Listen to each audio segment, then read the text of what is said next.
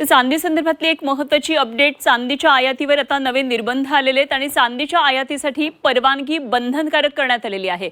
चांदीच्या आयातीवर केंद्र सरकारने एक मोठा निर्णय घेतलाय। चांदीच्या अनेक प्रकारांना फ्री आयात धोरणामधून आता काढून टाकण्यात आले आणि चांदीला मर्यादित आयात श्रेणीमध्ये टाकण्यात आलेलं आहे।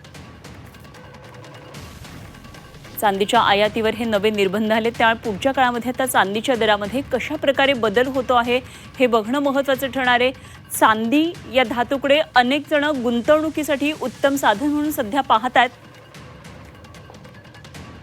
मात्र आता चांदीची आयात होणार नाही परवानगीशिवाय, काही निर्बंध लागू करण्यात आलेले आहेत। त्यामुळे चांदीच्या दरामधले परिणाम हे कसे होतात हे या पुढच्या काळामध्ये बघणं महत्त्वाचं असेल।